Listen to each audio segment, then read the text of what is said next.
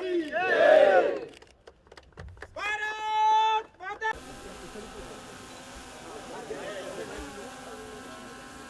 भारत माता की जय। वंदे मातरम, वंदे मातरम।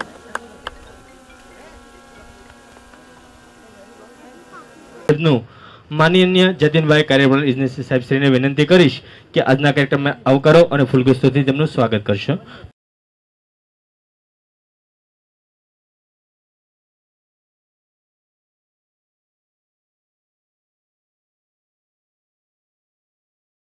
દસ વર્ષની અંદર 22 જેટલા રેલવે ઓવરબ્રિજ બનાવ્યા, અને જે નરેન્દ્ર મોદી સાહેબનું સપનું હતું કે આપણે ફાટક ફ્રી પૂરું ગુજરાત અને ભારત કરવાનું છે, એમાં આપણું વલસાડ જિલ્લા હંમેશા અગ્રેસર રહ્યું. તો જે આપણા ડૉક્ટર કેસી પટેલ સાહેબે જે કામ ચાલુ કર્યું, આપણે કનુભાઈ દેસાઈ જે પહેલા ધારાસભ્ય અને પછી નાણામંત્રી તરીકે પણ જે વિકાસોનો કામની ગાથા આગળ લઈ ગયા છે, એને હું તમને ખાતરી આપું છું કે જે ગાથા અહીંયા લગીને આવી છે, હજુ વિકાસની ઊંચાઈની ગતિએ પહોંચાડશું, એ તમને આજે ખાતરી આપીને જાઉં છું. હવે એકદમ સરળ રીતે આપણે વાહન વ્યવહાર કરી શકીએ છીએ. એટલે આપણે કેન્દ્રના માનનીય વડાપ્રધાન શ્રી નરેન્દ્રભાઈનો આભાર માનીએ અને સાથે સાથે ગુજરાત સરકારનો આભાર માનીએ કે આ બધા ઓવરબ્રિજો બને છે એમાં કેન્દ્ર સરકાર રેલવેનો પોર્શન બનાવે છે અને બાજુના બંને પોર્શન ગુજરાત સરકાર બનાવે છે.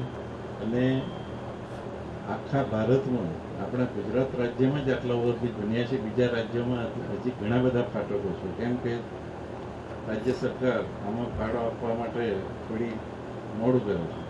એટલે આપણા રાજ્યમાં જે ભાજપની સરકાર છે એના લીધે કેન્દ્ર અને ભાજપ સરકાર મળીને આ સુંદર જે કામગીરી કરી છે. એટલે આપણે સૌ નસીબદાર છીએ કે આપણે એવા સમયમાં છે કે જ્યારે કેન્દ્રમાં નરેન્દ્રભાઈ છે અને ગુજરાતમાં ભૂપેન્દ્રભાઈ છે.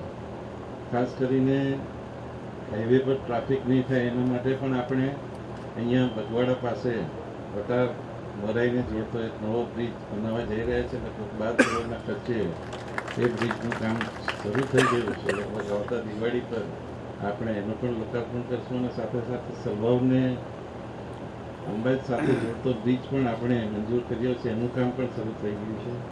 એટલે આપણી સરકાર હંમેશા જે પ્રશ્નો હોય એનો ઉકેલ કરવા માટેના ઘણા પ્રયત્નો કરે છે અને એ પ્રયત્નોમાં આપણે સૌ સામેલ રહીએ. એટલા માટે કે જ્યારે કામ થતું હોય ત્યારે આપણે એનું નિરીક્ષણ કરીએ, કોન્ટ્રાક્ટરને મદદ જોઈતી હોય તો મદદ કરીએ, ગાઈડન્સ આપીએ અને સારામાં સારી ગુણવત્તાનો મટીરિયલ વપરાય એવું આપણે ધ્યાન રાખીએ.